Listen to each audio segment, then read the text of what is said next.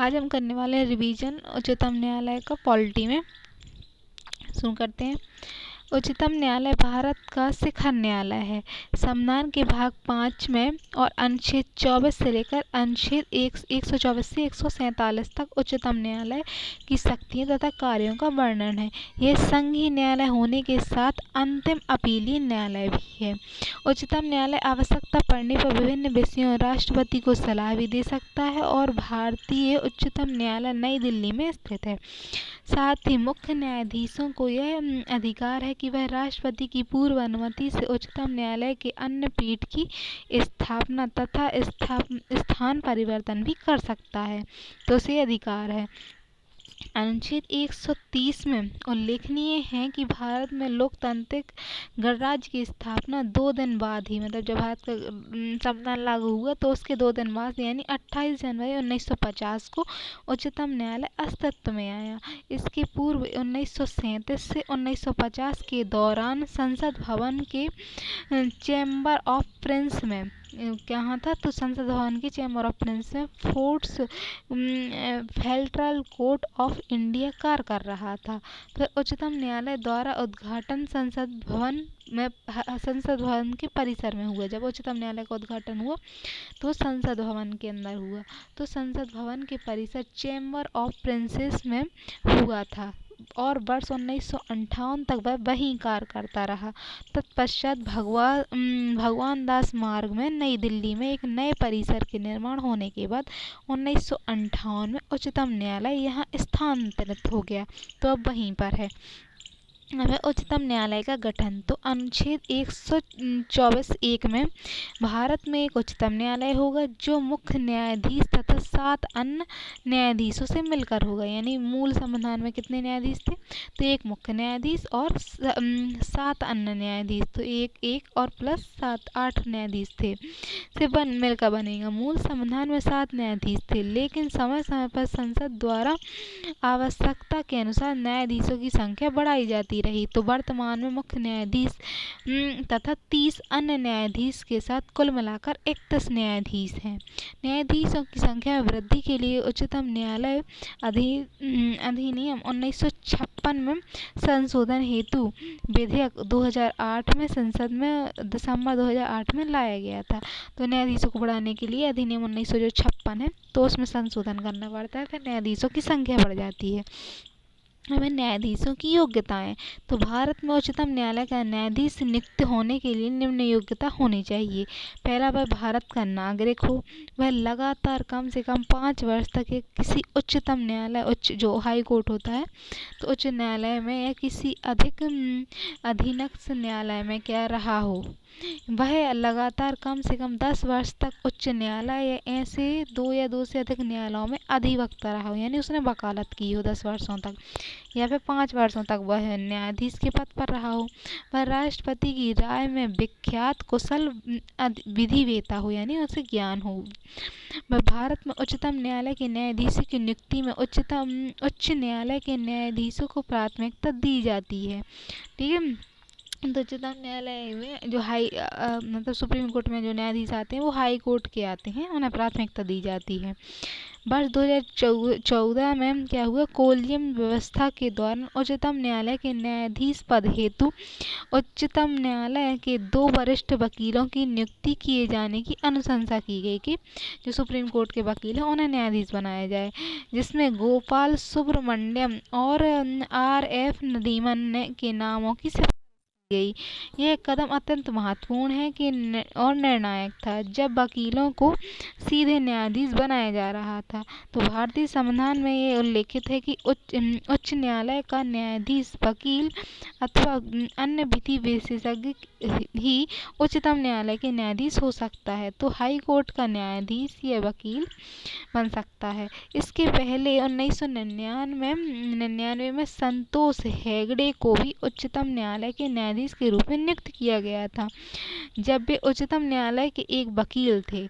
इन न्यायाधीशों की नियुक्ति एक विवाद भी उत्पन्न हो गया। तो विवाद उत्पन्न हो गया क्योंकि वे वर्तमान में जनता पार्टी की सरकार के द्वारा गोपाल सुब्रमण्यम के नाम की कोलियम से पुनर्विचार की अनुशंसा की गई कि मतलब कोलियम से उन्होंने, सरकार ने कहा कि आप गोपाल जी के बारे में दोबारा सोचें, और गोपाल सुब्रमण्यम के द्वारा न्यायाधीश के रूप में नियुक्ति में अपना नाम स्वैच्छिक रूप से वापस ले लिया। उन्होंने कहा कि उच्चतम न्यायालय में तार्किक और वास्तविक रूप से कार्य नहीं कर रही है, ऐसा कह दिया उन्होंने, अपना नाम वापस ले लिया।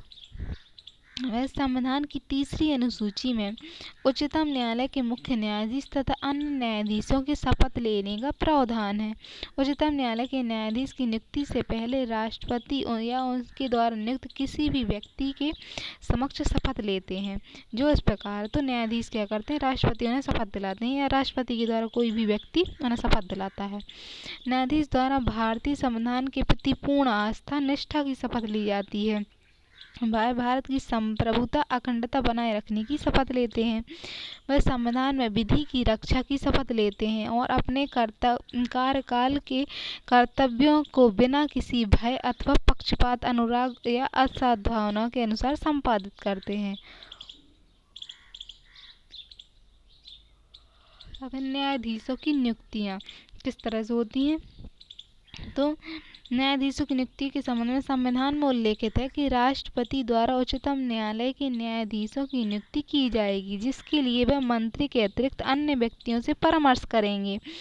भारत के मुख्य न्यायाधीश की नियुक्ति में वह उच्चतम न्यायालय एवं उच्च न्यायालय यानी हाई कोर्ट के ऐसे न्यायाधीशों से परामर्श लेंगे जिसे वह आवश्यक समझें।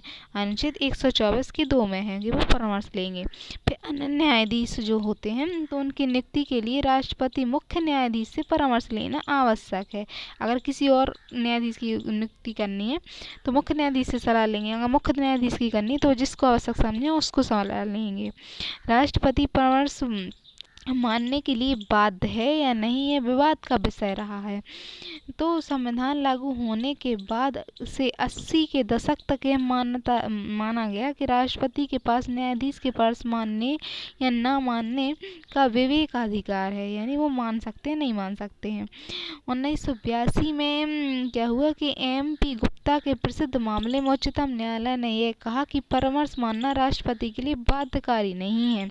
लेकिन 1993 में से 98 के जे वाद में स्थिति बदल गई। तो उन्होंने पहले तो कहा कि मानने के लिए बाध्य नहीं है, फिर स्थिति बदल गई। उन्होंने 1993 में एडवोकेट ऑन रिकॉर्ड के बाद उच्चतम न्यायालय ने कोलियम व्यवस्था का प्रतिपादन किया, जिसके अनुसार उच्चतम न्यायालय के मुख्य न्यायाधीश और उच्चतम न्यायालय के 2 अन्य न्यायाधीश कोलियम में शामिल थे, यानी सुप्रीम कोर्ट का एक मुख्य जज और 2 अन्य जज शामिल थे, जिनकी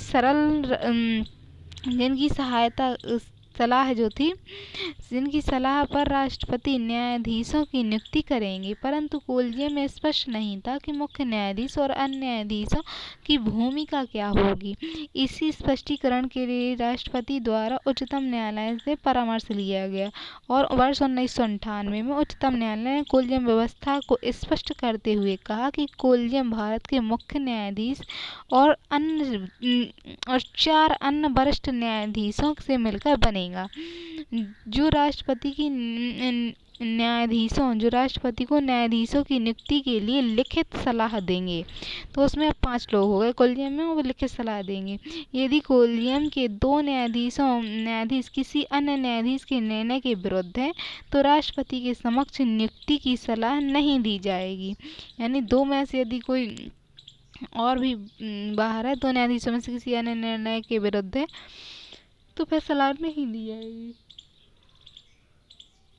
कोलियम के निर्णय में उच्चतम न्यायालय के मुख्य न्यायाधीश निर्णय सदैव शामिल होगा और उन न्यायाधीश का निर्णय शामिल होना चाहिए। दोनों मामलों में उच्चतम न्यायालय ने निर्धारित किया कि अनुच्छेद 124 के तहत न्यायपालिका द्वारा दिए जाने वाले परामर्श राष्ट्रपति मानने के लिए बाध्य हैं। अब उन्होंने कहा कि वो बाध्य हैं। वर्ष 1998 में उच्चतम न्यायालय ने सलाहकारी अधिकारिता के अंतर्गत दिए गए निर्णय में यह कहा कि परामर्श केवल मुख्य न्यायाधीश के द्वारा नहीं लिया जाएगा। जो परामर्श है केवल मुख्य न्यायाधीश नहीं लेंगे, बल्कि और लोग भी उसमें शामिल होंगे। अब कोलियम प्रणाली की आलोचना हो रही है। तो भारत में कोलियम प्रणाली की आलोचना इस आधार पर हो रही है कि भारत विश्व का एकमात्र लोकतांत्रिक देश है जहां न्यायाधीशों की नियुक्ति न्यायाधीश की ही प्राथमिकता स्थापित की गई है, जबकि संविधान में न्यायाधीशों की नियुक्ति राष्ट्रपति को प्रदान किया गया है और नियुक्ति कार्यपालिका का क्षेत्र है। मतलब नियुक्ति तो राष्ट्रपति करते हैं अभी भी, लेकिन कार्य क्षेत्र ये किसका है? कार्यपालिका है। तो कार्यपालिका का इस पर अधिकार नहीं है। न्यायपालिका के द्वारा न्यायाधीशों की नियुक्ति संविधान में वर्णित शक्ति पृथक्करण के प्रावधान के प्रतिकूल है। कोलियम के द्वारा दी गई नियुक्ति अपारदर्शी है, यानी कोलियम जो नियुक्ति करते हैं तो वो अपारदर्शी होती है, उसमें कोई पता नहीं चलता कि आपने किन आधारों पर चुना है। इससे पक्षपात की संभावना भी बनी रहती है। फिर कर्नाटक उच्च न्यायालय ने न्यायाधीश दिनाकरण को कोलियम के द्वारा उच्चतम न्यायालय के न्यायाधीश के रूप में नियुक्ति की अनुशंसा की गई थी, जिन्हें बाद में पद से हटा दिया गया।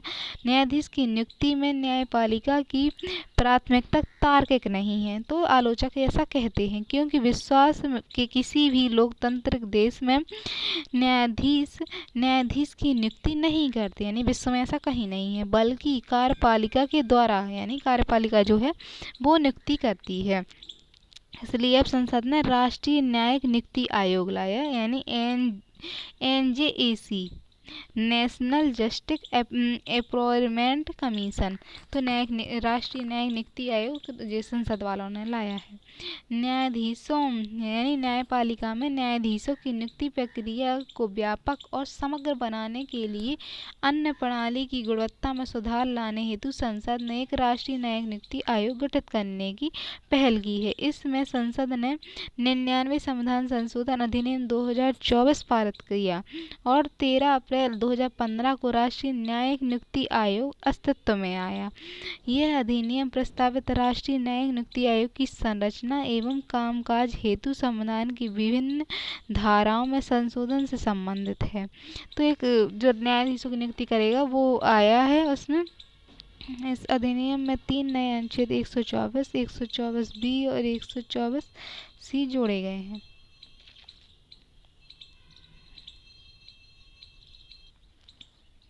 अब इसका उद्देश्य, तो इस आयोग का उद्देश्य न्यायाधीशों की नियुक्ति में कार्यपालिका तथा विधायिका को बराबर अधिकार देना है।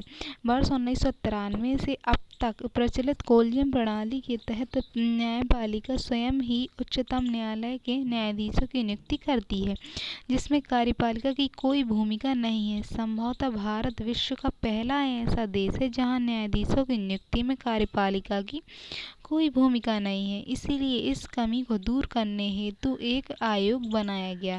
साथ ही इस आयोग के गठन का उद्देश्य न्यायाधीशों की गुणवत्ता में भी सुधार करना था। तो राष्ट्रीय न्यायिक नियुक्ति आयोग बनाए गए। तो इसकी संरचना कैसी है?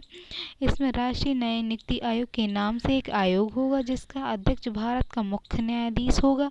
इसके अलावा उच्चतम न्यायालय के 2 वरिष्ठ न्यायाधीश और केंद्रीय विधि मंत्री और 2 प्रसिद्ध प्रभुत्व विख्यात व्यक्ति होंगे, यानी एक मुख्य न्यायाधीश होगा, 2 और अन्य न्यायाधीश होंगे, 2 वरिष्ठ अन्य न्यायाधीश यानी, और एक केंद्रीय मंत्री होगा और 2 विधि विख्यात व्यक्ति होंगे। तो ये 3 लोग अलग से जुड़ गए सदस्य होंगे। इस प्रकार आयोग में 6 सदस्य होगा। उल्लेखनीय है कि 2 प्रबुद्ध या विख्यात व्यक्तियों का चयन प्रधानमंत्री, भारत के मुख्य न्यायाधीश और लोकसभा के विपक्ष के नेता, सबसे बड़े विपक्षी दल के नेता से मिलकर बनने वाली समिति द्वारा किया जाएगा। तो जो विधि विख्यात के 2 अन्य व्यक्ति होंगे जो जिन्हें बनाना है, अन्य 3 व्यक्तियों को, तो वो कौन होंगे? तो भारत के न्यायाधीश की सलाह से और लोकसभा के विपक्ष के नेता की सहमति से बनेंगे वो। इन 2 प्रबुद्ध और विख्यात व्यक्तियों में एक व्यक्ति अनुसूचित जाति, जनजाति, अन्य पिछड़े वर्ग, अल्पसंख्यक और महिलाओं के नाम से लिया जाएगा। तो उसमें से एक जो व्यक्ति होगा या तो महिला होगा, और महिलाओं में भी अनुसूचित जाति या पिछड़े वर्ग की जातियों से होगा। प्रख्यात व्यक्तियों में मनोनयन केवल 3 वर्ष के लिए होगा, और जो प्रख्यात व्यक्ति 2 आ रहे हैं उनका मनोनयन 3 वर्ष के लिए आएंगे वो, जबकि शेष सदस्य पदेन अर्थात अपने अपने कार्यकाल की अवधि तक आयोग के सदस्य बने रहेंगे और इनको दोबारा सदस्य के रूप में नियुक्त नहीं किया जा सकता। अनुच्छेद 124 में इस तरह से उन्होंने बताया, संशोधन कर दिया। तो आयोग के कार्य क्या होंगे? आयोग के कार्य हैं, राष्ट्रीय न्यायिक नियुक्ति आयोग के उल्लेख किए गए हैं कार्य। तो भारत में मुख्य न्यायाधीश यानी उच्चतम न्यायालय के अन्य न्यायाधीशों की नियुक्ति के लिए नाम की सिफारिश करेगा कि किन और कौन से सुप्रीम कोर्ट के और 2 अन्य कौन न्यायाधीश होंगे। तो उच्च न्यायालय के मुख्य न्यायाधीश और अन्य न्यायाधीशों की नियुक्ति और उच्च न्यायालय के 2 उच्च न्यायालय में स्थानांतरण किए जाएंगे, यानी जो हाई कोर्ट के जज हैं वो उच्च न्यायालय में आएंगे। यह सुनिश्चित करने की सिफारिश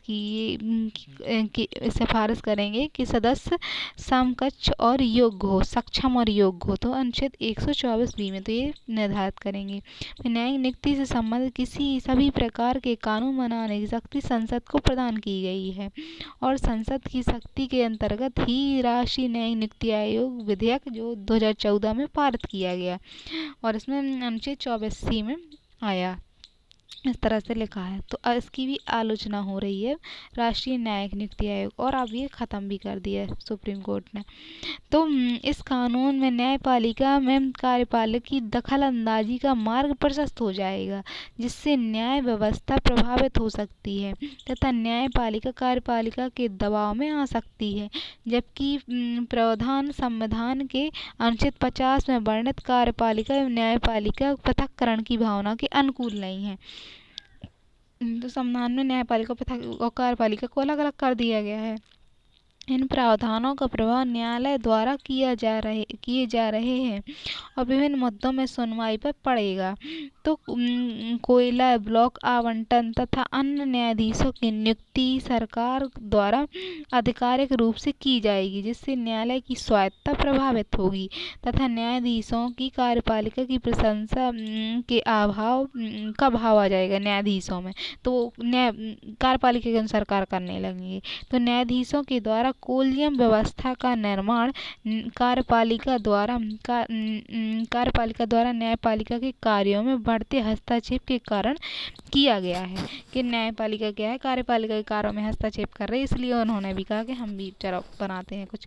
फिर न्यायिक नियुक्ति आयोग से कार्यपालिका का न्यायपालिका पर पुनः प्रभाव स्थापित हो जाएगा, अतः न्यायपालिका स्वतंत्रता के विरुद्ध है। परिणाम स्वरूप 5 जनवरी 2015 में उच्चतम न्यायालय में याचिका दायर की गई, तो राष्ट्रीय न्यायिक नियुक्ति आयोग कानून जो था उसने 99 संविधान संशोधन अधिनियम 2014 को निरस्त करने की मांग की गई थी। तो याचिकाकर्ताओं ने यह आरोप लगाया कि न्यायिक नियुक्ति आयोग से न्यायपालिका की स्वतंत्रता बाधित होगी और न्यायपालिका में कार्यपालिका का हस्तक्षेप पड़ेगा। तो न्यायिक नियुक्ति आयोग कानून की धारा 5(6) के अनुसार यदि आयोग के 2 या 2 से अधिक सदस्य किसी भी नियुक्ति से सहमत नहीं हैं, तो आयोग उस व्यक्ति की नियुक्ति की सिफारिश नहीं करेगा। उसमें ऐसा भी था कि अगर 2 व्यक्ति उसमें सहमत नहीं हैं तो फिर वो आयोग उसकी सिफारिश नहीं करेगा। अर्थात ये हुआ कि नियुक्ति में मुख्य न्यायाधीश की नज़रअंदाजी को मतलब नज़रिया जो है मुख्य न्यायाधीश का, अगर वो सहमत है तो उसको नज़रअंदाज किया जा रहा है। इसका मानना है कि इसे न्यायपालिका की स्वतंत्रता निष्पक्षता प्रभावित होगी और न्यायपालिका में सरकार का प्रत्यक्ष रूप से हस्तक्षेप बढ़ जाएगा।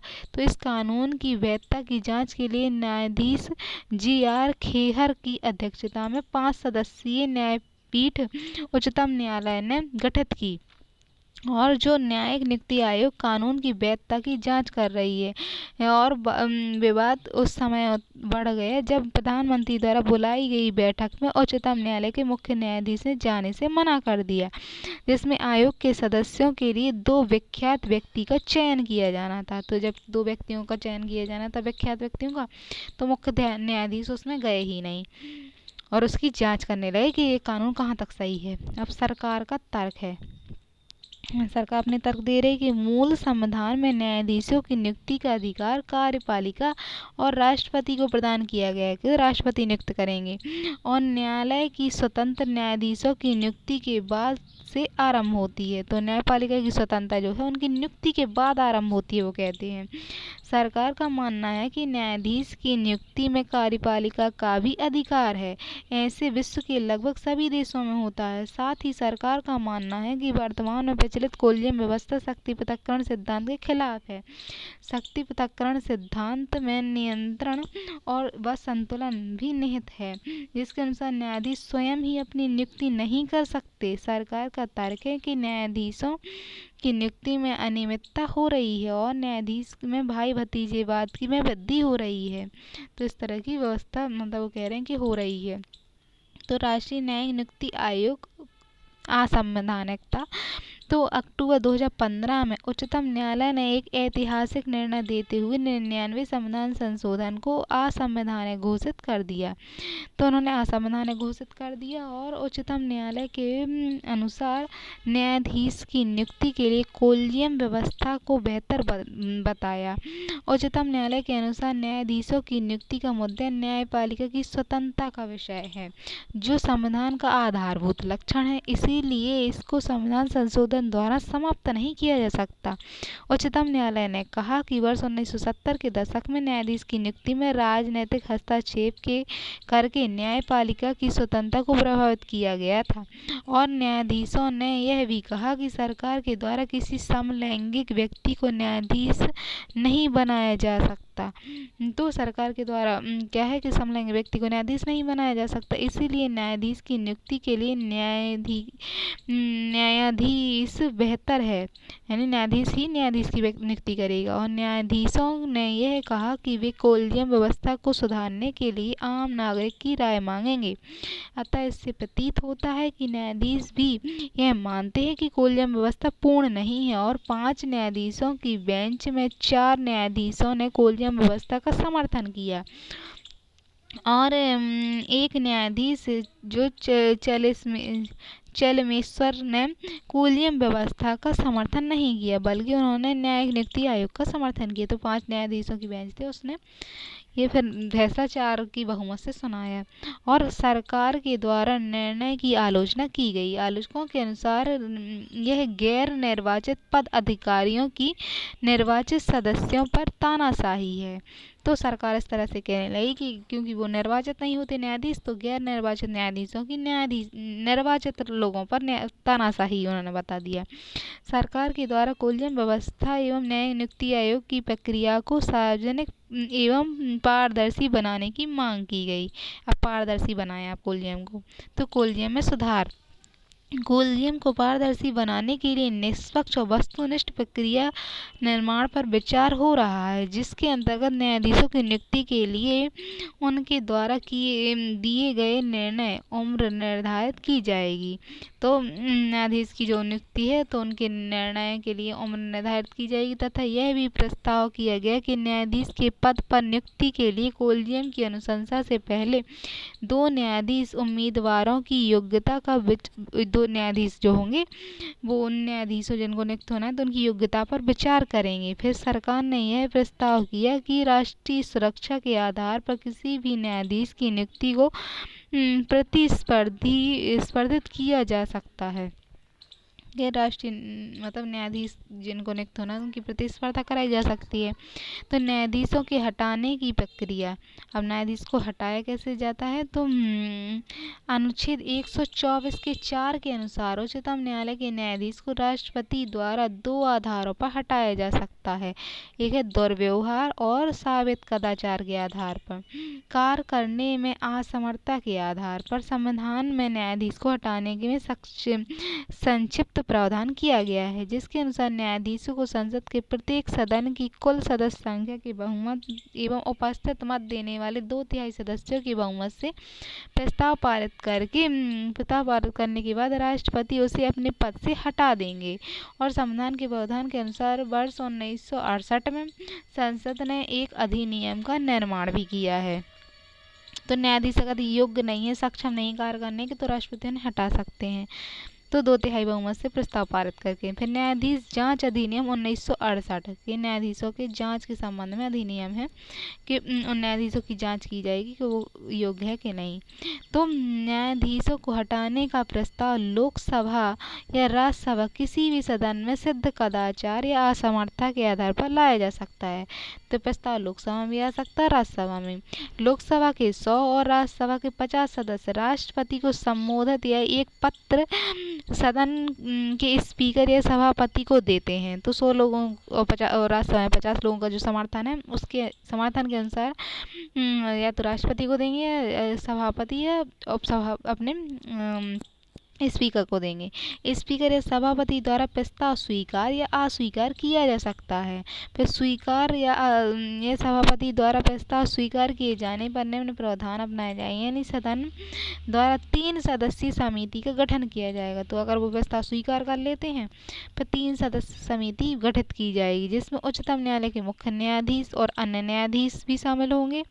उच्चतम न्यायालय के मुख्य न्यायाधीश मतलब हाई कोर्ट के उच्च मुख्य न्यायाधीश और कोई अन्य पारंपरिक विधि वेत्ता जो विधि ज्ञान रखता हो। तो ऐसे 3 लोग शामिल होंगे इसमें। और जो समिति होगी ये 3 लोगों की, ये समिति ने आरोप सही पाया, जो न्यायाधीशों से मिलकर ही बनी समिति है, अगर उसने आरोप सही पाया तो प्रक्रिया को आगे बढ़ाया जाएगा और सिद्ध कदाचार या असमर्थता के आधार पर जिस सदन में प्रस्ताव लाया गया है वह सदन विशेष बहुमत से न्यायाधीश के विरुद्ध प्रस्ताव पारित करेगा। तो जिस सदन में लाया है वो विशेष बहुमत से बहुत आवश्यक सदन के लिए सदन की कुल सदस्य संख्या का बहुमत और उपस्थित मत देने वाले सदस्यों के 2/3 बहुमत से यह प्रस्ताव सदन में सत्र में पारित होना चाहिए। यानी 545 जो हैं उनमें से आधे 2/3 और जितने उपस्थित हैं उनके भी 2/3 के पश्चात दूसरे सदन में विशेष बहुमत से यह प्रस्ताव पारित किया जाएगा और प्रस्ताव पारित होने के पश्चात राष्ट्रपति न्यायाधीश के पद से हटा देंगे। तो इस तरह से न्यायाधीश अपने पद से हट जाएगा। वह न्यायाधीशों का कार्यकाल, तो उच्चतम न्यायालय के न्यायाधीश की सेवानिवृत्ति की आयु 65 वर्ष है, परंतु न्यायाधीश की नियुक्ति किसी न्यूनतम आयु का वर्णन नहीं है। तो अधिकतम वो 65 वर्ष तक अपनी आयु तक काम करते हैं, लेकिन न्यूनतम तो निर्धारित नहीं है। न्यायाधीश अपने कार्यकाल के दौरान राष्ट्रपति को साबित लिखित त्यागपत्र दे सकते हैं। न्यायाधीश की आयु के संबंध में किसी प्रकार का प्रश्न संसद या संसद द्वारा स्थापित संस्थान द्वारा किया जाएगा। तो इसकी आयु का निर्धारण नहीं है अभी। अब न्यायाधीशों के वेतन भत्ते, तो वेतन भत्तों में क्या है, वेतन और भत्तों का निर्धारण संसद द्वारा किया जाएगा तथा न्यायाधीशों के वेतन भत्तों में कोई अलाभकारी परिवर्तन नहीं हो सकता, यानी उनकी कटौती नहीं हो सकती। अब कार्यवाहक मुख्य न्यायाधीश अनुच्छेद 126 में, तो कार्यवाहक मुख्य न्यायाधीश यानी राष्ट्रपति द्वारा कार्यवाहक मुख्य न्यायाधीश की नियुक्ति की जा सकती है जब भारत के मुख्य न्यायाधीश के पद रिक्त हो तथा मुख्य न्यायाधीश कुछ समय के लिए अनुपस्थित हो, तो मुख्य न्यायाधीश अपने कार्य को करने में अक्षम यानी सक्षम ना हो, तो एक दूसरा न्यायाधीश कार्यवाहक मुख्य न्यायाधीश बन जाएगा। अब है तदर्थ न्यायाधीश अनुच्छेद 127 में, तो कार्यवाहक मुख्य न्यायाधीश 126 में और तदर्थ न्यायाधीश 127 में।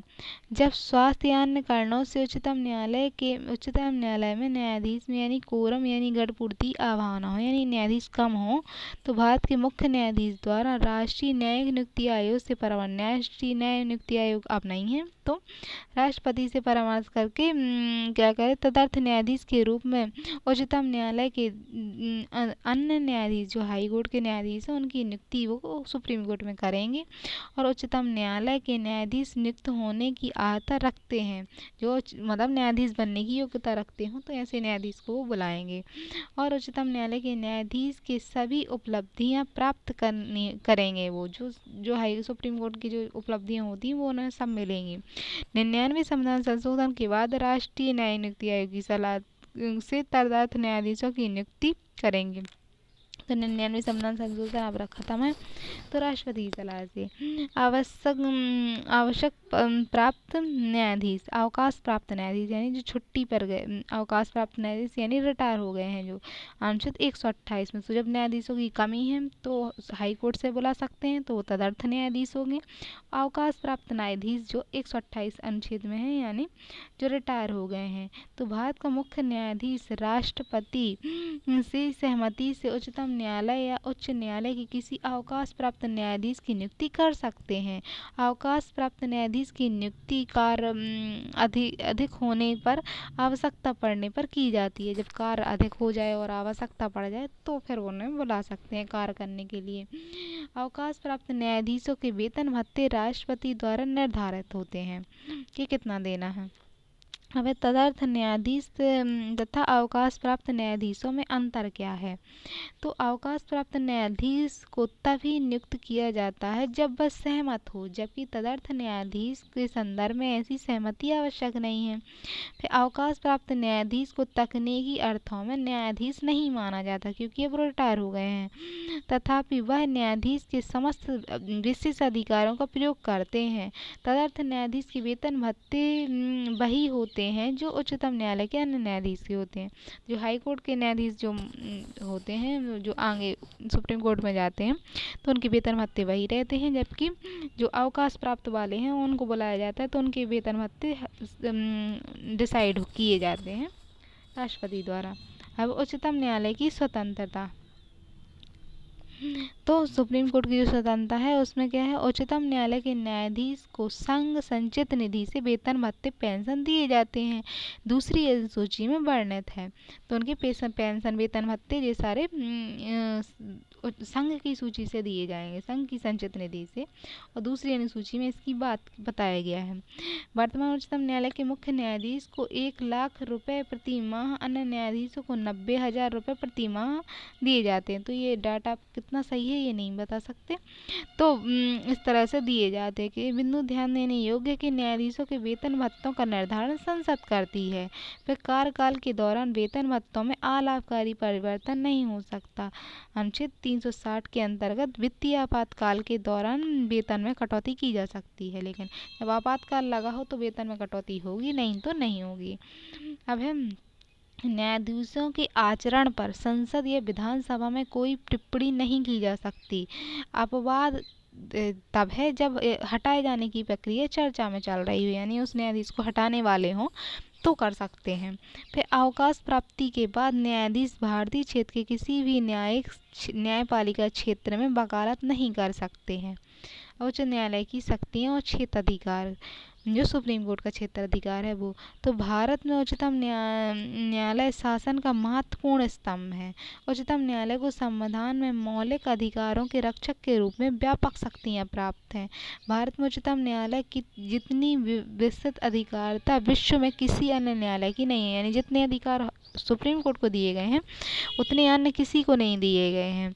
तो इसकी शक्तियाँ क्षेत्र अधिकार हैं कि प्रारंभिक क्षेत्र अधिकार जो सबसे पहले वो सुनता है, फिर रीट के अधिकार यानी अधिकारों से संबंध, मूल अधिकारों से जो संबंधित हैं, फिर अपीलीय अधिकार जो हाई कोर्ट से सुप्रीम कोर्ट में जाते हैं न्याय में, तो और फिर सलाहकारी जो राष्ट्रपति सलाह मांगते हैं, सलाहकारी संविधान के संरक्षक के रूप में, फिर अभिलेखीय न्यायालय यानी जो लिख देते हैं तो वो अन्य न्यायालय में उसको माना जाता है।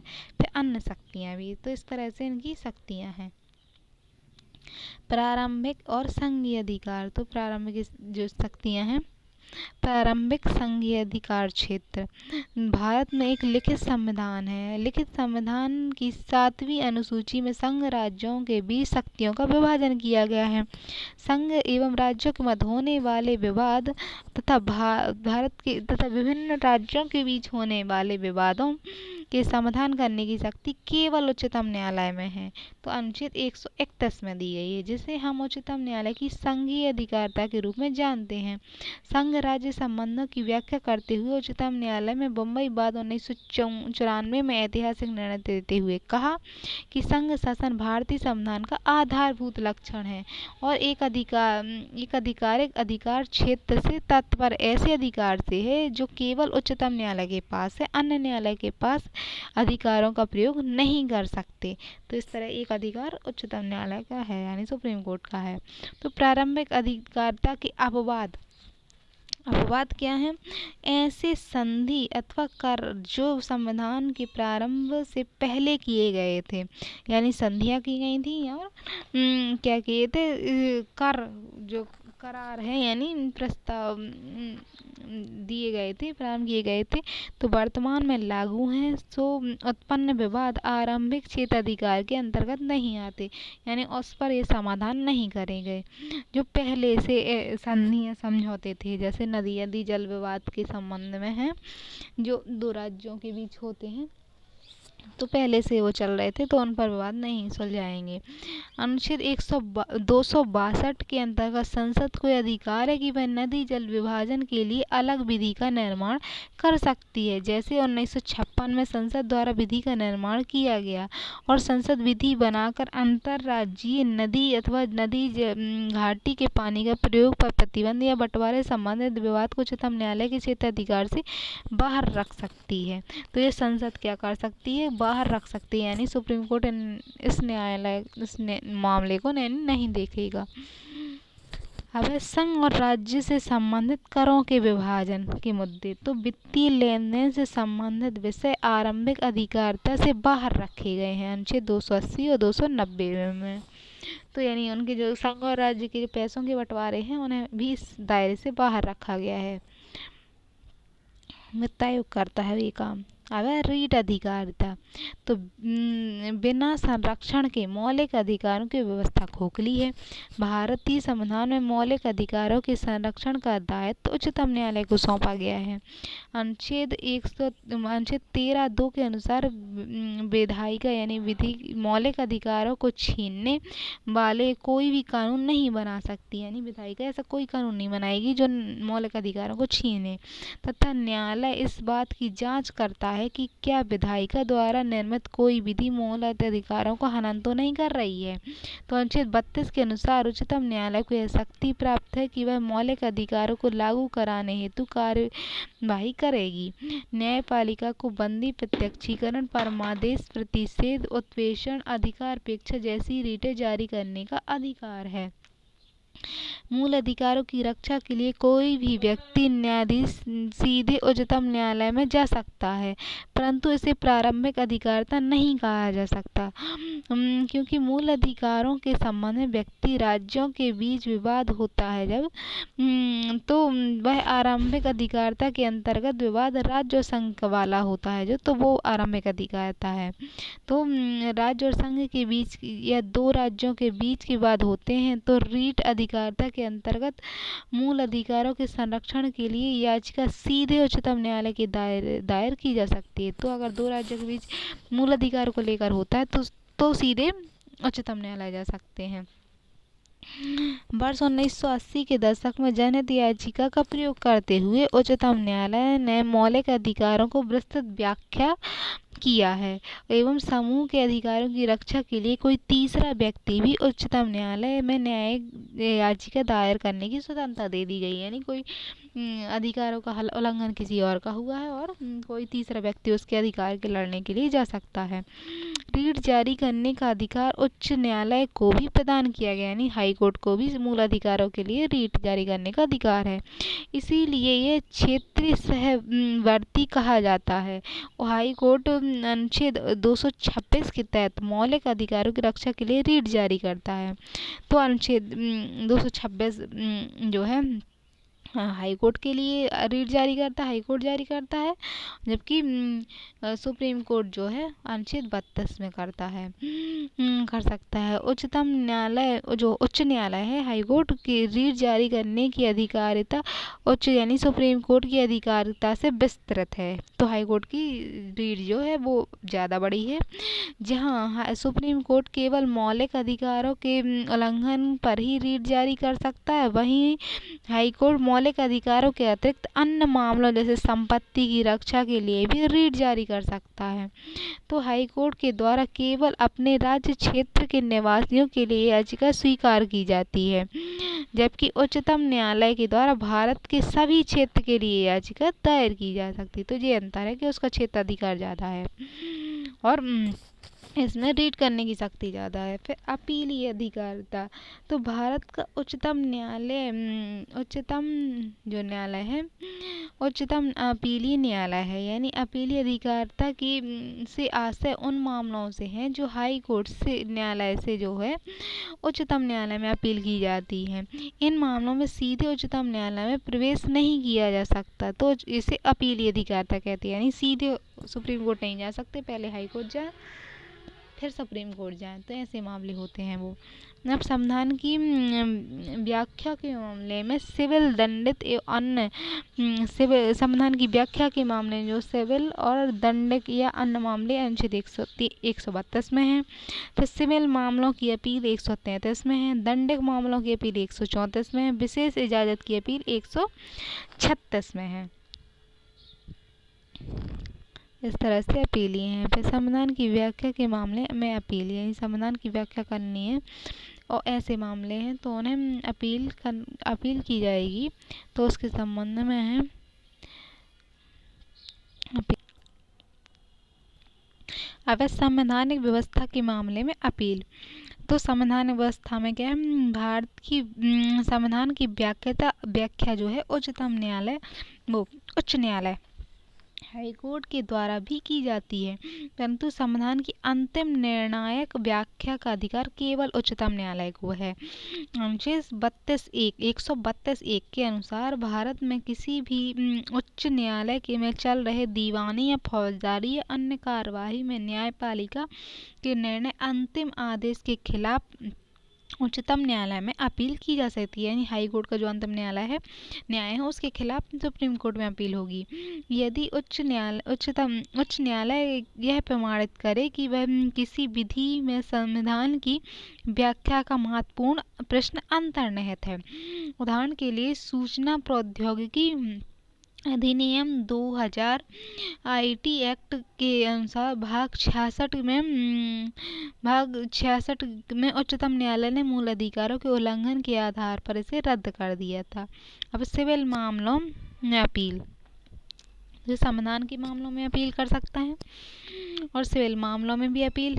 तो सिविल मामलों में उच्चतम न्यायालय में तभी अपील की जा सकती है जब उच्चतम न्यायालय यह प्रमाणित कर दे, यानी हाई कोर्ट प्रमाणित कर दे कि किसी भी विधि व्याख्या का कोई महत्वपूर्ण प्रश्न अंतर्निहित है।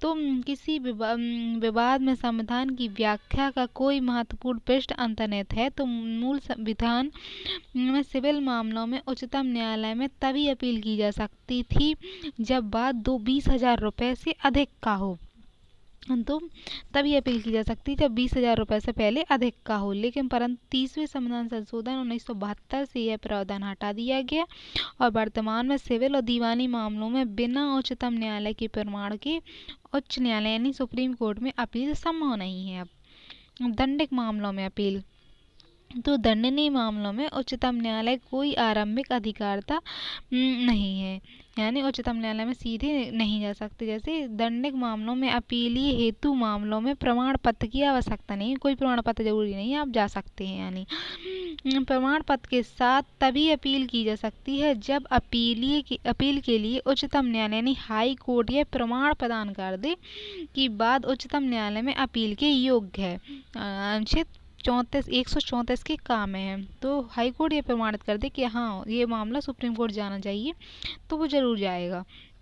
तो कुछ मामले बिना प्रमाण पत्र के भी अपील हो सकते हैं। जैसे दंडिक मामलों में अपील हेतु कुछ दशाओं में प्रमाण पत्र की आवश्यकता नहीं होती। तो उच्चतम न्यायालय ने सावधिकार अपील हो सकती है। जैसे दूसरे शब्दों में इसे उच्चतम न्यायालय के प्रमाण पत्र की आवश्यकता नहीं होगी।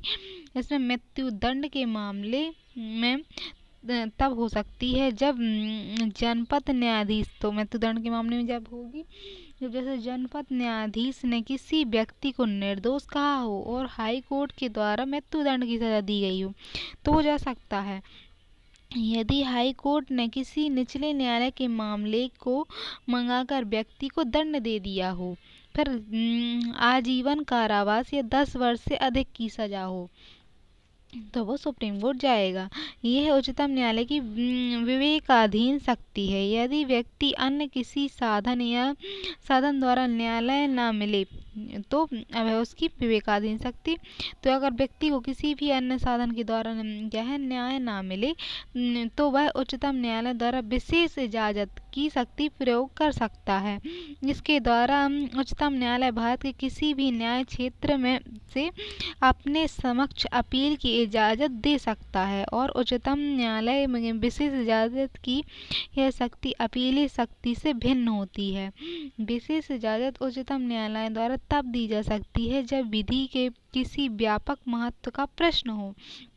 ऐसी विशेष परिस्थितियां विद्यमान हो जिसमें न्यायालय का घोर उल्लंघन किया गया हो, तब विशेष इजाज़त के अंतर्गत उच्चतम न्यायालय सिविल और दंडिक दोनों मामलों में सुनवाई कर सकता है।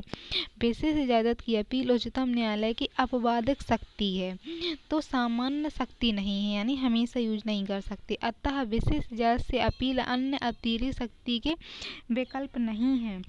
विशेष इजाज़त के अंतर्गत सैनिक अधिकरणों के निर्णय की अपील उच्चतम न्यायालय में नहीं की जा सकती, यानी सैनिकों के जो निर्णय होंगे वो इसमें विशेष इजाज़त नहीं ली जा सकती। फिर सलाहकारी अधिकारिता, उच्चतम न्यायालय जो है सलाहकार के रूप में भी कार्य करता है।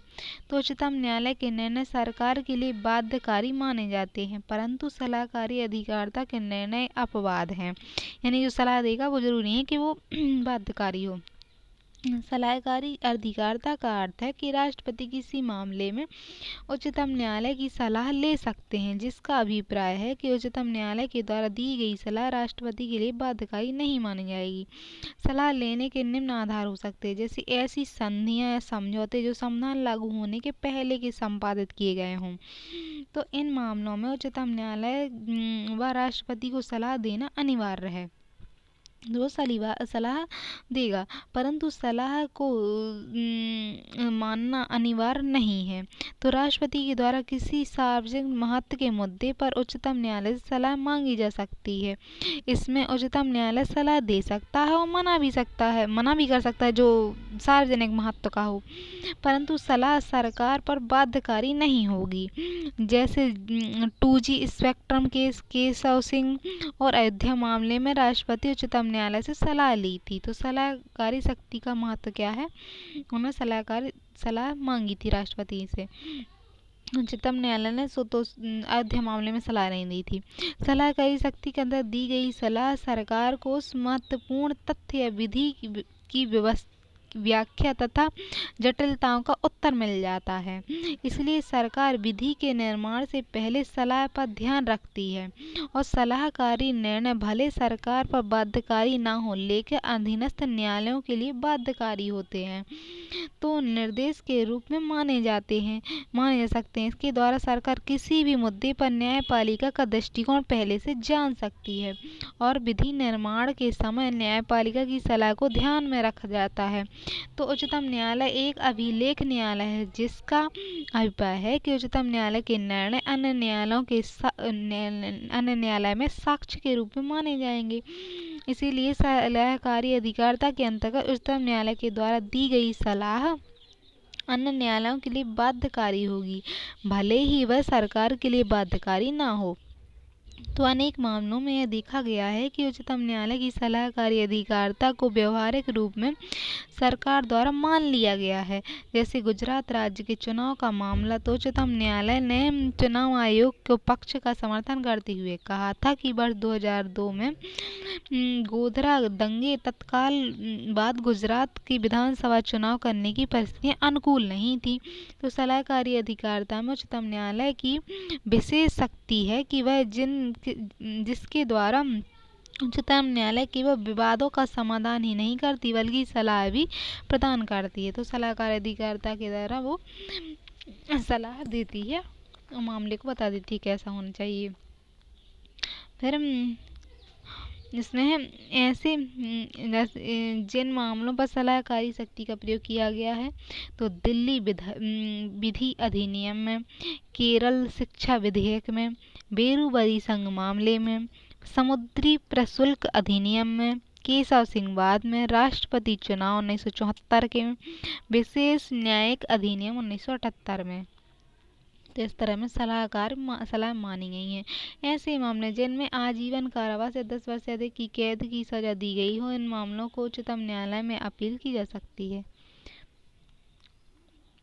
और किस किन मामलों में मतलब उनकी सलाह मानी गई है सुप्रीम कोर्ट, तो कावेरी जल विवाद का अधिनियम था, उनमें उनकी सलाह मानी गई है। राम जन्मभूमि बाबरी मस्जिद विवाद, इस पर ढांचे का मामला था, जर्जेबाद 1958 में थी। फिर जम्मू कश्मीर राज्य का पुनर्वास अधिनियम के पुनर्वास किसका किया जाए जम्मू कश्मीर का। फिर स्पेशल रेफरेंस अधिनियम 2001 में।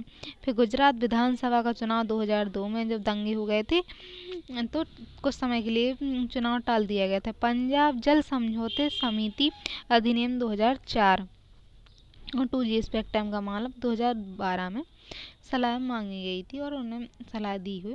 फिर संविधान संरक्षण के रूप में न्यायपालिका यानी संविधान का संरक्षण किस प्रकार करती है, तो भारतीय न्यायपालिका संविधान के संरक्षक के रूप में कार्य करती है तथा न्यायपालिका यह देखती है कि क्या संविधान में उल्लिखित प्रावधानों का पालन किया जा रहा है या नहीं।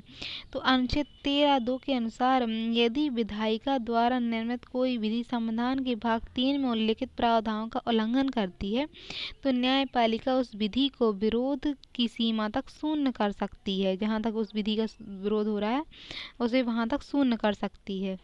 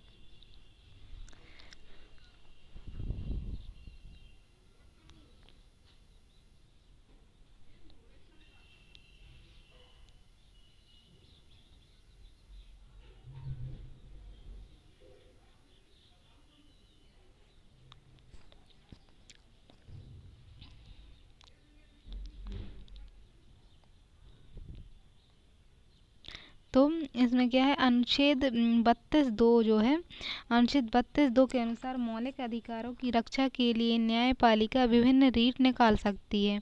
अनुच्छेद 225 के अनुसार न्यायपालिका यह देखती है कि यह केंद्र और राज्यों के बीच शक्तियों के विभाजन के प्रावधान का पालन किया जा रहा है या नहीं। संविधान के अनुसार संघ सरकार राज्य सरकारों को अपनी अपनी सूची में विधि निर्माण का कार्य कर सकती हैं। संघ सूची पर केंद्र सरकार, राज्य सूची पर राज्य सरकार कानून निर्माण कर सकती है। न्यायपालिका यह देखती है कि क्या कानून निर्माण उच्च प्रक्रियाओं के अनुसार हो रहा है या नहीं। संविधान में किसी प्रकार के संशोधन अनुच्छेद 368 में वर्णित प्रक्रिया के अनुसार ही हो सकता है। यदि ऐसा निर्माण नहीं हुआ है तो न्यायपालिका किसी भी संशोधन को रद्द कर सकती है। केशवानंद भारती वाद के अनुसार संविधान संसद के द्वारा संशोधन किया जा रहा था, परंतु इसके आधारभूत ढांचे के पूर्ण परिवर्तन नहीं हो सकता है। तो आधारभूत ढांचा उन्होंने बताया। उच्चतम न्यायालय ने संविधान के संरक्षक की भूमिका निभान करते हुए आधारभूत ढांचे का विचार प्रतिपादन किया और संसद में संविधान संशोधन की शक्ति को सीमित कर दिया। अब अभिलेख न्यायालय। तो अभिलेख न्यायालय के रूप में तो उच्चतम न्यायालय भारत का अभिलेख न्यायालय है, अनुच्छेद 129 में है। अभिलेख न्यायालय के रूप में उच्चतम न्यायालय की शक्तियाँ हैं, जैसे उच्चतम न्यायालय की कार्यवाहियाँ निर्णय लिखित होती हैं तथा उन्हें साक्ष्य के रूप में सुरक्षित रखा जाता है। और अधीनस्थ न्यायालय उच्चतम न्यायालय की पूर्ण निर्णय को साक्ष्य के रूप में माना जाता है। फिर न्यायालय को अपनी अवमानना के लिए दंड देने का अधिकार है। यह अधिकार उच्चतम न्यायालय के साथ साथ अन्य न्यायालय को भी प्राप्त है। तो दंड देने का अधिकार है। अपील के राष्ट्रीय न्यायालय का प्रस्ताव। तो अपील में राष्ट्रीय न्यायालय का प्रस्ताव होता है, यानी वर्ष 2016 में उच्चतम न्यायालय द्वारा जनहित याचिका की सुनवाई करते हुए सरकार को निर्देश दिया कि देश के विभिन्न भागों में अपील के 4 राष्ट्रीय न्यायालयों का गठन होना चाहिए, जिसमें उच्चतम न्यायालय के ऊपर कार्य का बोझ कम होगा और न्यायपालिका के मामलों को त्वरित रूप से निपटाया जाएगा। ये न्यायालय सिविल और आपराधिक मामलों की अपील के सर्वोच्च न्यायालय होंगे। वर्तमान में उच्चतम न्यायालय के समक्ष विवाह, किराया, श्रमिक सेवा और भूमि संबंधी विवाद की अपील के द्वारा मामला उच्चतम न्यायालय के समक्ष लाया जाता है, जिससे उच्चतम न्यायालय के ज़्यादा समय इन मामलों को निर्धारण में ही खर्च हो जाता है। तो उच्चतम न्यायालय की भूमिका को पुनः परिभाषित करने की आवश्यकता है और उच्चतम न्यायालय संघीय विवादों और केंद्र राज्य से निर्मित विधियों और उन सार्वजनिक महत्व की विधियों की व्याख्या करे जिसे संविधान में व्याख्या अंतर्निहित है। तो व्याख्या करने के लिए उसका काम होना चाहिए। फिर विभिन्न न्यायालयों के बीच मत भिन्नता के संबंध में मामलों की व्याख्या तथा संविधान संशोधन के न्यायिक पुनरावलोकन की शक्ति उच्चतम न्यायालय के पास होनी चाहिए। यही संविधान संशोधन की जो उच्चतम शक्ति है उसका पुनरावलोकन करना है तो वो सिर्फ सुप्रीम कोर्ट करे। उच्चतम न्यायालय के विभिन्न मामलों पर राष्ट्रपति को सलाह देगा और अतः उच्चतम न्यायालय की भूमिका संवैधानिक मामलों में संबंधित विवादों तक सीमित होनी चाहिए। संवैधानिक विवाद ही वो सुलझा। अब है अन्य शक्तियाँ। पुनरावलोकन याचिका। सामान्यतः उच्च न्यायालय का निर्णय अंतिम माना जाता है और इसके विरुद्ध कहीं पर भी अपील नहीं की जा सकती, परंतु उच्चतम न्यायालय के निर्णय के विरुद्ध पुनः उच्चतम न्यायालय में अपील की जा सकती है। इसके लिए एक वरिष्ठ वकील और एक न्यायाधीश यह प्रमाणित करें कि यह पहला निर्णय पूर्णतः सही नहीं था, तब पुनरावलोकन याचिका दायर की जा सकती है। पुनरावलोकन याचिका उच्चतम न्यायालय के निर्णय के 30 दिन के भीतर दायर होनी चाहिए। उच्चतम न्यायालय के निर्णय के विरुद्ध पुनः याचिका दायर किया जा सकता है। उदाहरण के लिए वर्ष 2012 में 2G स्पेक्ट्रम के मामले को सरकार ने उच्चतम न्यायालय में पुनः निरीक्षण की याचिका दायर की थी। अब उपचारात्मक याचिका। तो उच्चतम न्यायालय द्वारा वर्ष 2002 में उपचारात्मक याचिका का विचार प्रतिपादन किया गया। यदि व्यक्ति के साथ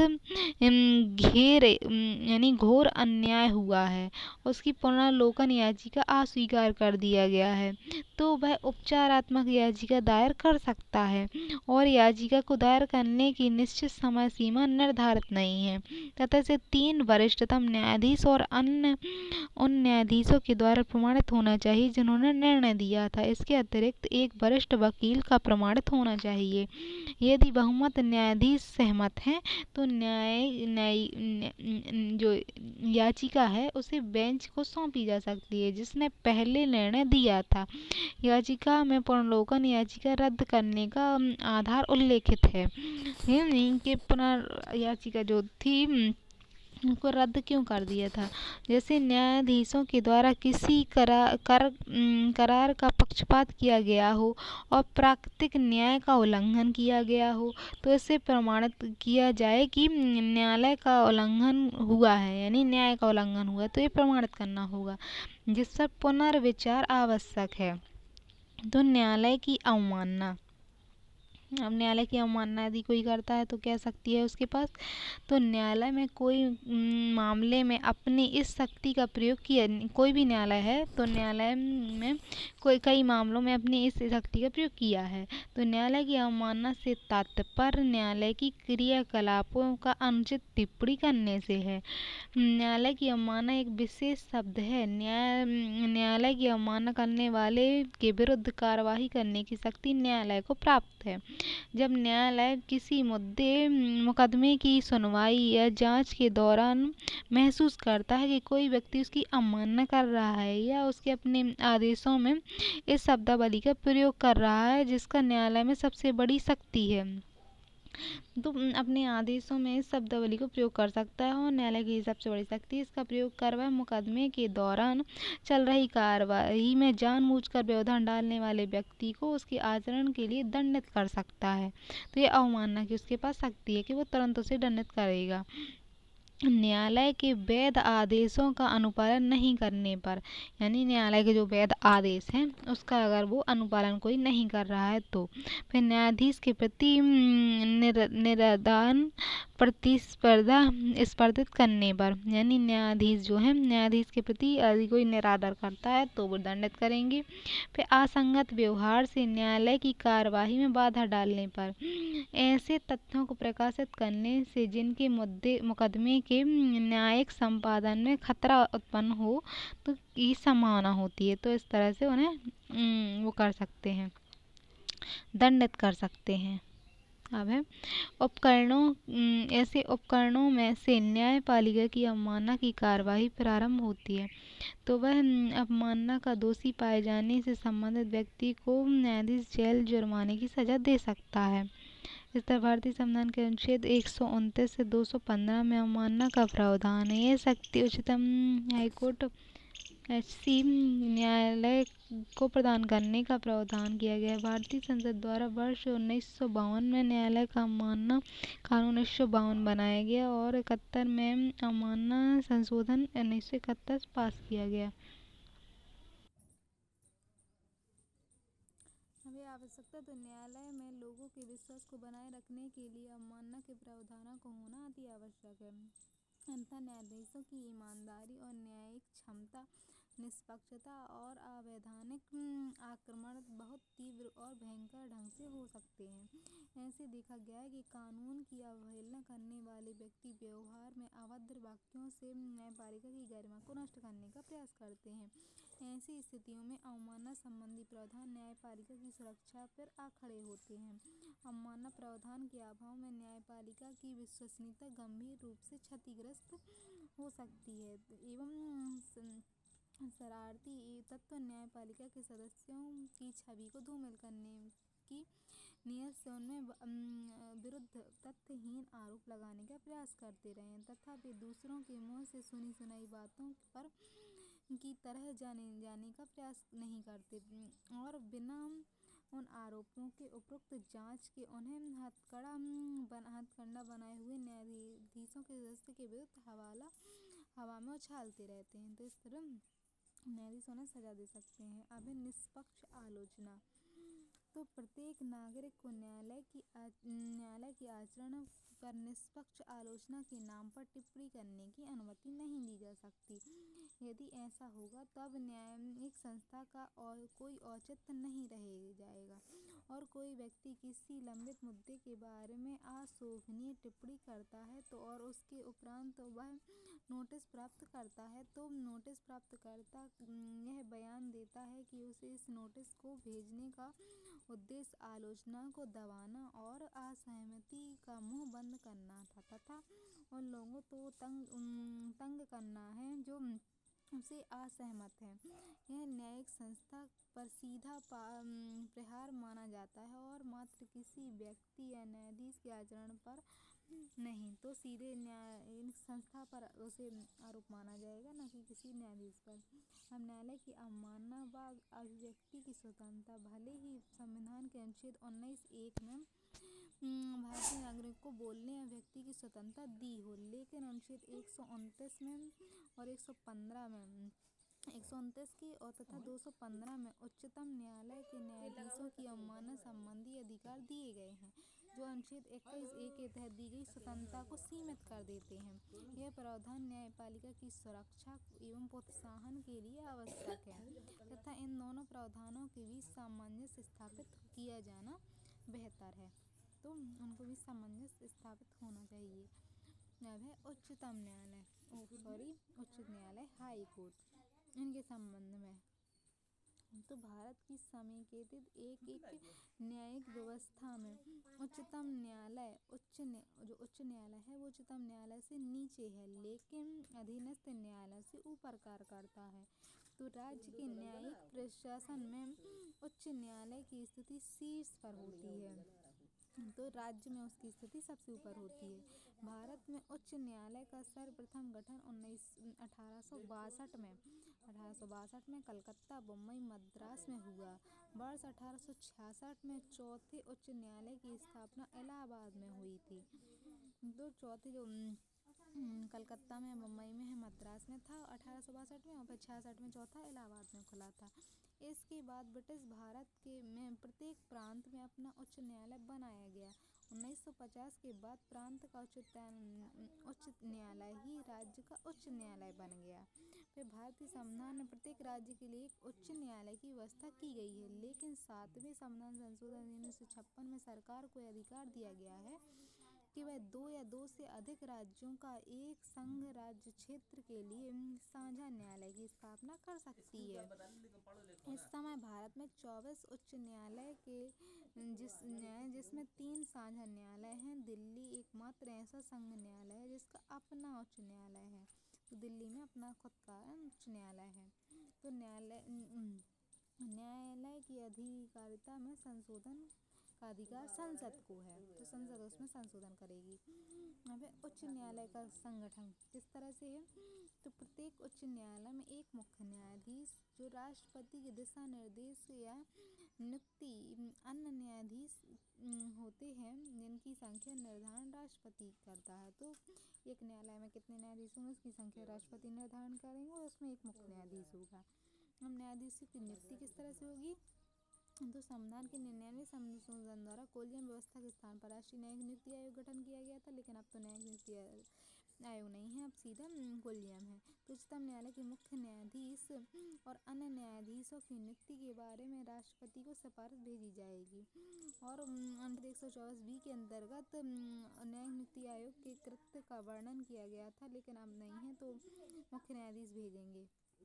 भारत के मुख्य न्यायाधीश उच्चतम न्यायालय के अन्य न्यायाधीश और उच्च न्यायालय के मुख्य न्यायाधीश और अन्य न्यायाधीशों की नियुक्ति के नाम की सिफारिश करता है। तो भारत का मुख्य न्यायाधीश होता है वो, तो वह सुप्रीम कोर्ट के भी अन्य न्यायाधीश और हाई कोर्ट के भी मुख्य न्यायाधीश या अन्य न्यायाधीश उनकी सिफारिश करते हैं। फिर उच्च न्यायालय के मुख्य न्यायाधीश और अन्य न्यायाधीश एक उच्च न्यायालय से दूसरे उच्च न्यायालय में स्थानांतरित करने का कार्य किया जाता है। तो एक न्यायालय से दूसरे न्यायालय में भी उन्हें भेजा जा सकता है। यह सुनिश्चित करने की सिफारिश किए गए सदस्य सक्षम या योग्य हैं कि नहीं, तो ये सिफारिश की जाती है कि वो सक्षम है या योग्य नहीं है, योग्य है या नहीं है। अब राष्ट्रीय न्यायिक नियुक्ति आयोग असंवैधानिक हो गया क्योंकि उच्चतम न्यायालय ने दिए गए ऐतिहासिक निर्णय में न्यायिक नियुक्ति आयोग के प्रावधान को असंवैधानिक घोषित कर दिया गया है। वर्तमान में कोलियम प्रणाली द्वारा न्यायाधीशों की नियुक्ति की जा रही है, परंतु इसे पारदर्शी बनाने के लिए निष्पक्ष और वस्तुनिष्ठ प्रक्रिया के निर्माण पर विचार हो रहा है, जिसके अंतर्गत न्यायाधीशों की नियुक्ति के लिए उनके द्वारा किए गए निर्णय उम्र निर्धारित की जाएगी। यह भी प्रस्तावित किया गया है कि न्यायाधीश के पद पर नियुक्ति के लिए कोलिजियम की अनुशंसा से पहले 2 न्यायाधीश उम्मीदवारों की योग्यता पर उनकी विचार करेंगे। न्यायाधीश की योग्यता क्या होगी? तो वह भारत का नागरिक हो, न्यायिक कार्य में 10 वर्ष का अनुभव हो, उच्च न्यायालय में 10 वर्ष तक अधिवक्ता भी रह चुका हो, या योग्यता में न्यूनतम उम्र का वर्णन नहीं किया गया है। तो ये योग्यताएं होनी चाहिए उसके पास। अब है शपथ या प्रतिज्ञा, तो कौन दिलाएगा? तो राज्यपाल या उसके द्वारा नियुक्त किसी भी अधिकृत व्यक्ति के समक्ष न्यायाधीश द्वारा शपथ ली जाती है और न्यायाधीशों को निम्न शपथ दिलाई जाती है। तो हाई कोर्ट के लिए राज्यपाल शपथ दिलाता है। भारतीय संविधान के प्रति सच्ची निष्ठा और श्रद्धा का पालन करेगा, फिर संभवता और अखंडता को अक्षुण्ण रखेगा, फिर अपने ज्ञान, योग्यता, विवेक से पद का पालन करेगा और संविधान में विधि की मर्यादा बनाए रखेगा। इस तरह की वो शपथ लेता है। तो उसका कार्यकाल कितना होता है? तो उच्च न्यायालय जो है उसके न्यायाधीश का कार्यकाल की अधिकतम उम्र 62 वर्ष है। इससे पहले भी वह अपने पद से त्यागपत्र राष्ट्रपति को भेज सकता है, तो राष्ट्रपति को अपना त्यागपत्र देगा। न्यायाधीश की न्यूनतम आयु का संविधान में कोई उल्लेख नहीं है, परंतु न्यायाधीश की आंतरिक एवं और औपचारिक प्रक्रिया के अनुसार न्यायाधीश की नियुक्ति तभी की जा सकती है जब वह 45 वर्ष की आयु पूर्ण कर चुका हो। यानी न्यायाधीश की आयु से संबंधित किसी प्रश्न पर निराकरण भारत के मुख्य न्यायाधीश की सलाह और राष्ट्रपति द्वारा किया जाएगा। तो भारत के मुख्य न्यायाधीश और राष्ट्रपति वो मिलकर उनकी सलाह करेंगे कि क्या होनी चाहिए। अब है न्यायाधीशों को हटाने की प्रक्रिया। तो संविधान में सिद्ध कदाचार और अक्षमता के आधार पर राष्ट्रपति द्वारा न्यायाधीशों को निम्नलिखित प्रक्रिया के अनुसार हटाया जा सकता है, जिसमें संसद विशेष बहुमत यानी 2/3 मत से प्रस्ताव पारित करती है। और संविधान के प्रावधान के अनुसार न्यायाधीश जांच अधिनियम 1968 के निर्माण किया गया हो। तो इसी प्रक्रिया के द्वारा लोकसभा में 100 सदस्य और राज्यसभा के 50 सदस्यों के हस्ताक्षर प्राप्त करने वाले प्रस्ताव को अध्यक्ष तथा सभापति को सौंपे देंगे और वो अगर स्वीकार अस्वीकार भी कर सकते हैं। यदि स्वीकार हो जाता है तो अध्यक्ष सभापति आरोप की जांच के लिए एक 30 सदस्यीय समिति का गठन करेंगे। और समिति किससे मिलकर बनी होगी? तो समिति में मुख्य न्यायाधीश CJI होंगे, उच्चतम न्यायालय के मुख्य न्यायाधीश उच्च न्यायालय के होंगे और प्रखर न्यायविद यानी जो ज्ञान रखने वाले होते हैं वो होंगे। यदि समिति पाती है कि न्यायाधीश कदाचार का दोषी है व अयोग्य है तो सदन प्रस्ताव पर विचार कर सकता है। संसद के दोनों सदनों में विशेष बहुमत से प्रस्ताव पारित किया जाएगा और राष्ट्रपति के पास फिर भेजा जाएगा, तब राष्ट्रपति न्यायाधीश को हटा सकते हैं। तो वही प्रक्रिया है जो सीधी सुप्रीम कोर्ट के न्यायाधीश को हटाने की, वही मुख्य इनके हाई कोर्ट के न्यायाधीश को हटाने की भी है। अब वेतन भत्ते, तो इनके उच्च न्यायालय के न्यायाधीशों के वेतन और भत्ता संसद द्वारा निर्धारित किए जाते हैं। इनके कार्यकाल के दौरान अलाभकारी परिवर्तन नहीं हो सकता। तो मुख्य न्यायाधीश के वेतन भत्ते 90,000 रुपये प्रति माह और अन्य न्यायाधीशों के 80,000 रुपये प्रति माह निश्चित किए गए हैं। इसके अतिरिक्त इन्हें भत्ता, निःशुल्क आवास, चिकित्सा और टेलीफोन सुविधा, पेंशन आदि वेतन 50% की पेंशन दी जाती है। जो सारे ये सुविधाएं ने दी जाती है। न्यायाधीशों का स्थान, तो ये राज्य सूची के विषय से, राज्य सूची का विषय है तो राज्य सूची से दिए जाएंगे, लेकिन पेंशन उन्हें संघ से दी जाएगी। न्यायाधीशों का स्थानांतरण, तो उच्च न्यायालय के न्यायाधीशों के स्थानांतरण के लिए राष्ट्रीय न्याय नियुक्ति आयोग या राष्ट्रपति, अब राष्ट्रीय न्याय नियुक्ति आयोग खत्म है तो राष्ट्रपति को सिफारिश भेजनी होगी। अनुच्छेद 224B के अंतर्गत यह प्रावधान किया गया है कि उच्च न्यायालय के मुख्य न्यायाधीश और अन्य न्यायाधीशों का एक उच्च न्यायालय से दूसरे उच्च न्यायालय में स्थान करने का कार्य राष्ट्रपति राष्ट्रीय न्याय नियुक्ति आयोग की जगह मुख्य न्यायाधीश की सिफारिश पर करेंगे। वो एक स्थानांतरण भी मुख्य न्यायाधीश और राष्ट्रपति की सलाह से होगा किसी भी न्यायाधीश का। अब है उच्च न्यायालय की स्वतंत्रता, तो उसे क्या चीज़ की स्वतंत्रता है? तो न्यायाधीशों को नियुक्ति राष्ट्रपति द्वारा की मुख्य न्यायाधीश के परामर्श से की जाएगी। इसका कार्यकाल सुरक्षित होता है। इनकी सेवा शर्तें निश्चित होती हैं और इनमें कोई अलाभकारी परिवर्तन नहीं होता है, तो इनकी स्वतंत्रता है। फिर है सिविल वित्तीय आपातकाल या न्यायाधीशों के स्टाफ के वेतन भत्ते और राज्य संचित निधि पर भारित होते हैं। अनुच्छेद 202 के 3 और घ में लिखा है। उच्चतम उच्च न्यायालय के न्यायाधीशों की पेंशन भारत की संचित निधि से दी जाती है। न्यायाधीशों के आचरण पर लोकसभा विधानसभा में चर्चा नहीं हो सकती और अपवाद है कि यदि महाभियोग जैसी प्रक्रिया चला रही तो उस समय न्यायाधीशों की छूट दी जाती है कि उस पर विचार कर सकते हैं वो। सेवानिवृत्ति के बाद उच्च न्यायालय के न्यायाधीश उन न्यायालयों में वकालत नहीं कर सकता जहां वह न्यायाधीश के रूप में कार्य कर चुका हो, तो वहाँ वकालत नहीं करेगा। उच्च न्यायालय के न्यायाधीशों की अवमानना के लिए दंड देने की शक्ति उसके पास होती है, यानी उसकी हाईकोर्ट के यदि न्यायाधीशों की अवमानना होती है तो वह क्या कर सकता है कि दंड देने की शक्ति है। अब उच्च न्यायालय का क्षेत्र अधिकार की शक्ति है, यानी उसके क्षेत्र अधिकार उसमें सबसे पहले वो किन न्यायालयों को देखेगा, तो उच्च न्यायालय सामान्यतः अपीलीय न्यायालय है और उच्च न्यायालय के समक्ष आने वाले ज़्यादातर मामले जिला न्यायालय के निर्णय के विरुद्ध अपील के रूप में आते हैं। परंतु भारत में कुछ उच्च न्यायालय के मामलों में सिविल मामले सीधे लाए जा सकते हैं, जैसे मद्रास उच्च न्यायालय, मुंबई उच्च न्यायालय के समक्ष सिविल मामले सीधे लाए जा सकते हैं।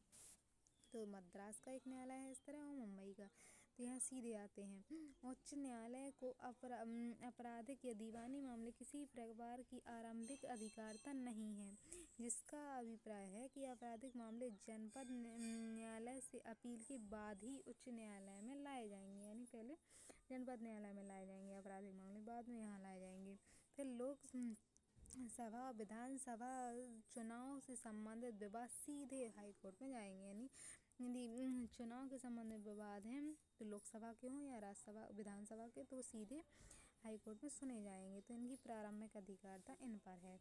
अब रीट की शक्ति, रीट निकालने की शक्ति है, तो उच्च न्यायालय के द्वारा मुख्य मूल अधिकारों की रक्षा के लिए बंदी, प्रत्यक्षीकरण, परमादेश, अधिकारपेक्षा, प्रतिषेध, उत्प्रेषण नाम की रीट जारी की जाती है, यानी 5 प्रकार की रीट जारी कर सकता है। उच्च न्यायालय द्वारा केवल उच्च न्यायालय के राज्य के भू क्षेत्र में रहने वाले व्यक्ति के लिए ही रीट जारी किया जा सकता है, अनुच्छेद 226 के अनुसार। उच्च न्यायालय द्वारा मूल अधिकारों की रक्षा के अलावा अन्य अधिकारों की रक्षा के लिए भी रीट जारी की जा सकती है, जैसे संपत्ति का अधिकार वर्तमान में वैधानिक अधिकार है, जिसकी रक्षा के लिए उच्च न्यायालय रीट जारी कर सकता है। उच्च न्यायालय को संविधान की व्याख्या का भी अधिकार है, तब मूल अधिकारों की रक्षा करता है और मूल अधिकारों की रक्षा के लिए उच्च न्यायालय जनहित याचिकाएं भी यहाँ दायर की जाती हैं। अपीलीय क्षेत्र अधिकार, तो यानी अपील के मामले अपील होकर यहाँ आते हैं, तो उच्च न्यायालय मूलतः एक अपीलीय न्यायालय है। इसमें संबंधित राज्य क्षेत्र के अंतर्गत आने वाले अधीनस्थ न्यायालयों के आदेश के विरुद्ध सुनवाई की जाती है। इसके अंतर्गत दीवानी, सिविल और आपराधिक दोनों प्रकार के मामलों की सुनवाई की जाती है। जिन मामलों में जनपद न्यायालय ने 7 वर्ष की सजा सुनाई हो तो उसके विरुद्ध उच्च न्यायालय में अपील की जा सकती है। अन्य महत्वपूर्ण मामलों में भी उच्च न्यायालय में अपील का प्रावधान है। राज्य में स्थित सभी अधिकरण पर उच्च न्यायालय निर्णय देता है।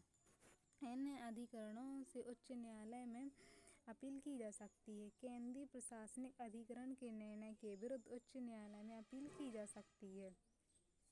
भारत के कुछ उच्च न्यायालय जैसे इलाहाबाद, मुंबई, कोलकाता और मद्रास, पटना उच्च न्यायालय में एक न्यायाधीश की बेंच के निर्णय के विरुद्ध उसी उच्च न्यायालय में बड़ी बेंच में अपील की जा सकती है, जिसे लेटर्स पेपेंट्स की अपील कहा जाता है।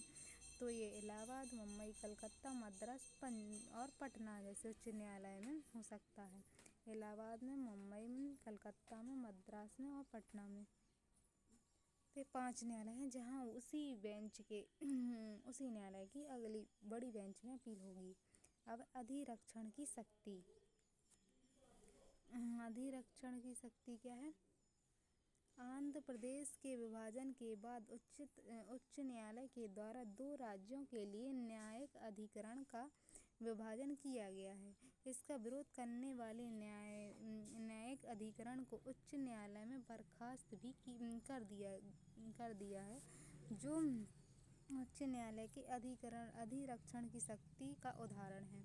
उच्च न्यायालय राज्य क्षेत्र में स्थित सभी प्रकार के न्यायालयों पर निगरानी रखता है।